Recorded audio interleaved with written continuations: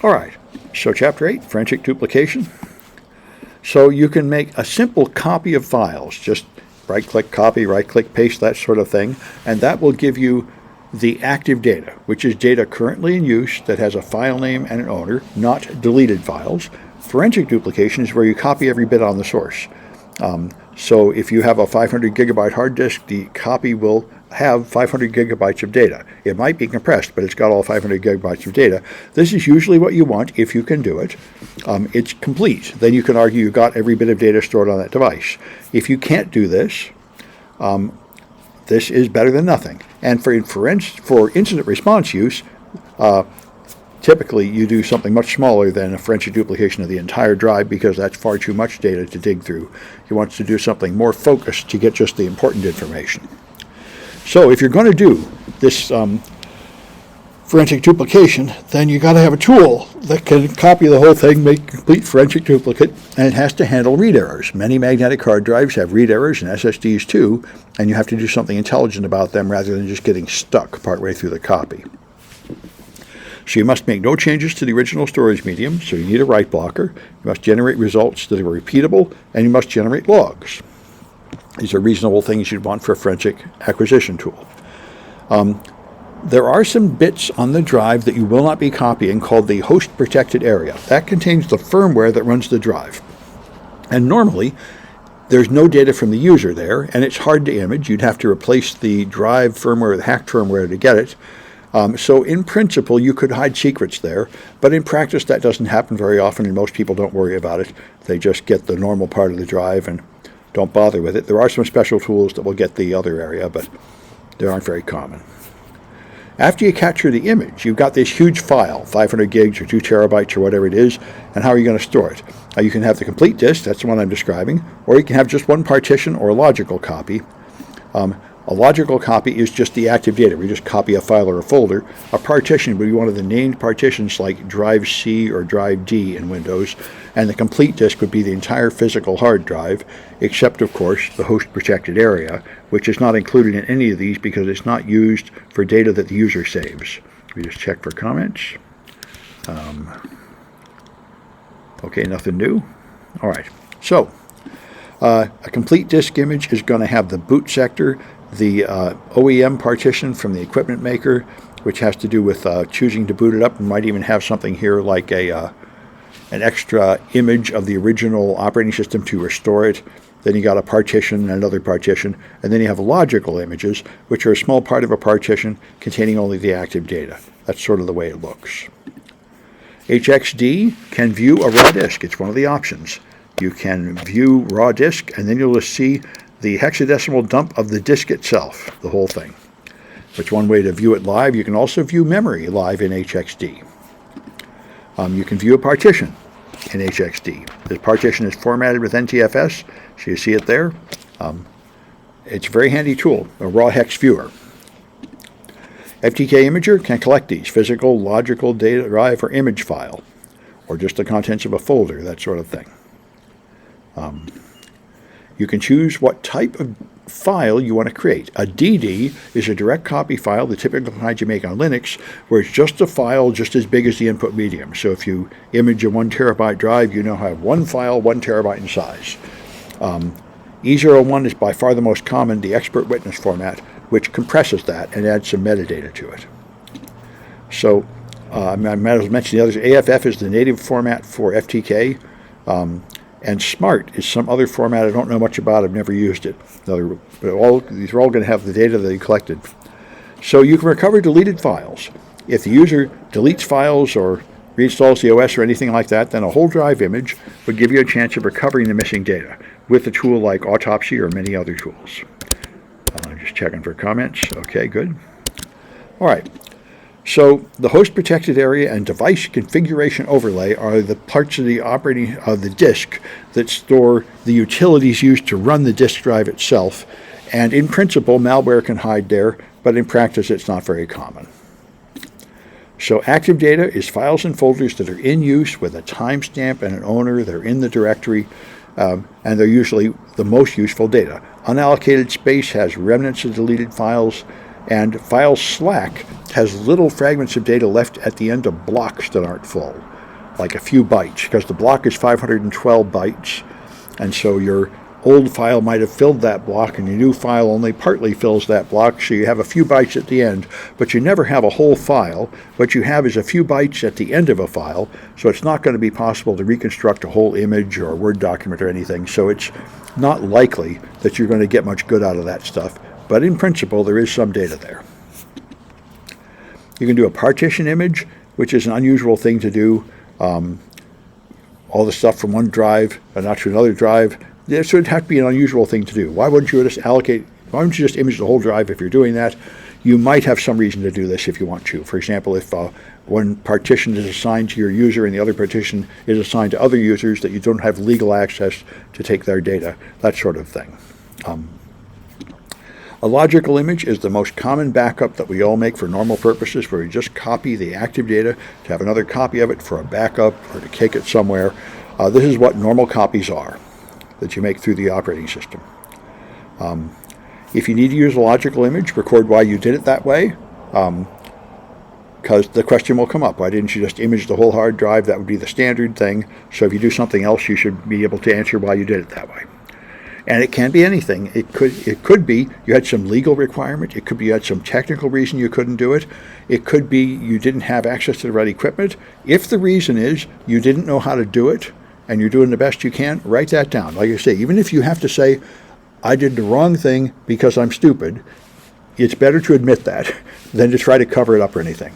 Always record what you really did and why, and if later people decide you shouldn't have done it, then that's better to just be open about it than to try to hide it.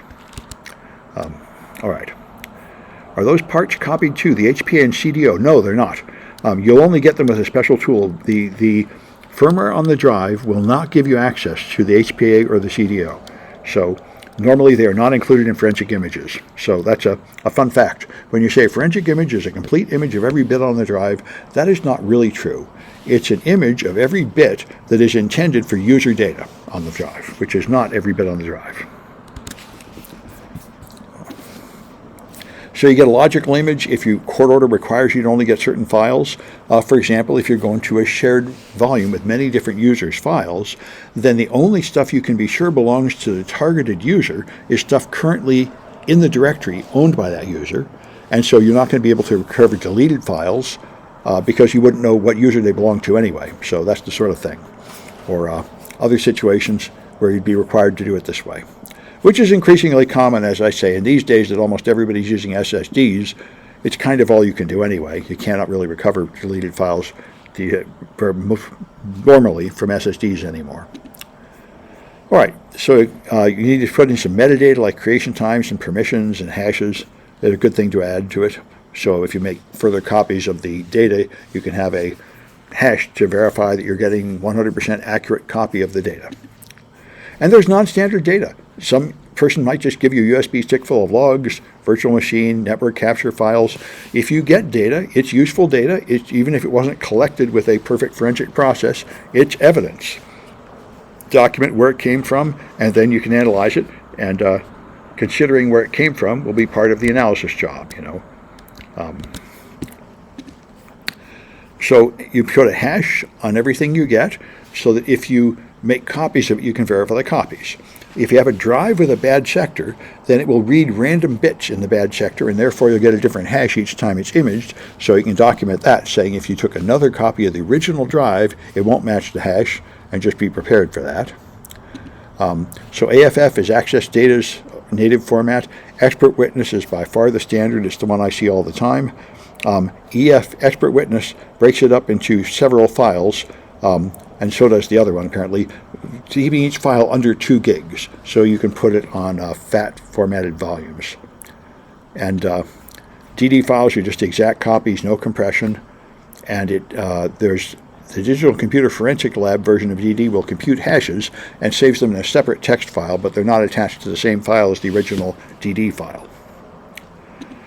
So your documentation should include integrity hashes, chain of custody, and other documents, where it came from, reports and all that, to keep track of where this data came from. So you choose a format. It doesn't really matter which one you choose. They all have all the data you collected. typically a whole hard drive. Each one can be converted to the others. There's just some are compressed and some have some extra metadata, but you could convert an E01 format to a DD format or anything else. So it doesn't really matter.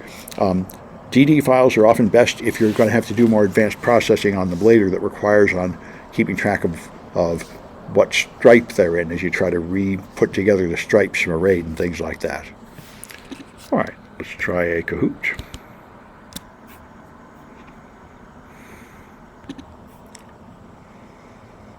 A.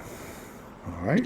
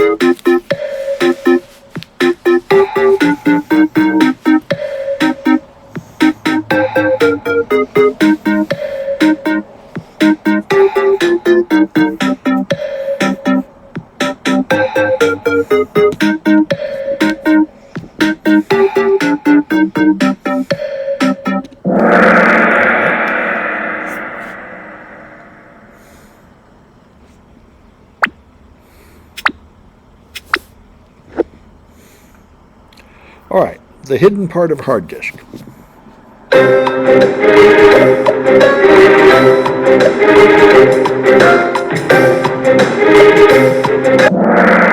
Yeah, the host protected area. All right.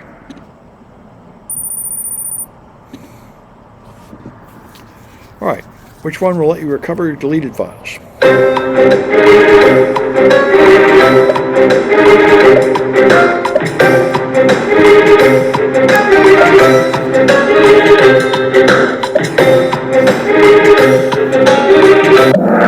You need a forensic image with every bit on the drive, and then you can get some of the deleted files that haven't been overwritten.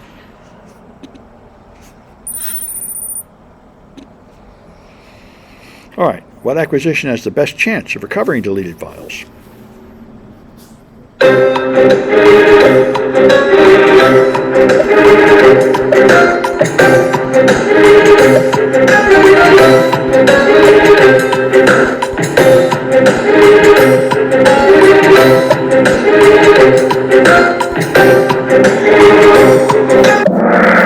Yeah, the whole hard disk is best. The partition, you might get some. These don't have deleted files at all.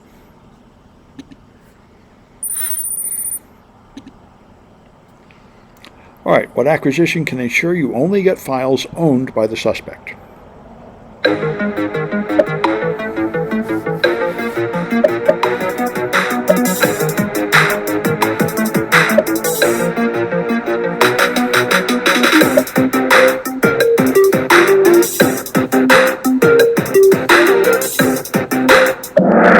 That's a logical.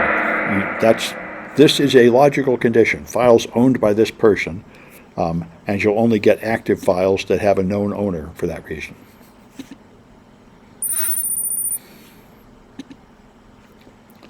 All right, what kind of image is most likely to be accepted as evidence in court?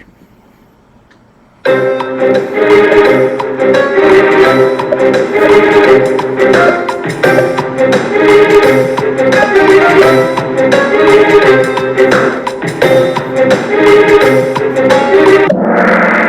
all the same. They all contain exactly the same data. You can convert one to another. Each one of them is perfectly fine. All right.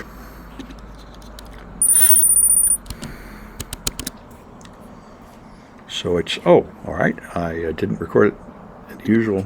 Somehow I skipped over that. Or maybe it's here. Where's the scoreboard? Oh, there's another question. Okay. So what image is easiest to use with open source tools?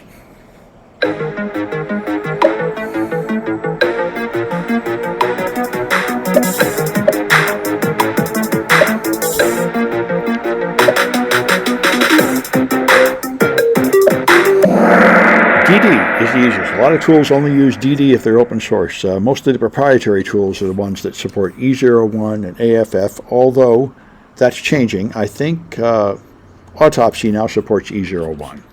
All right, there's the list of winners. All right.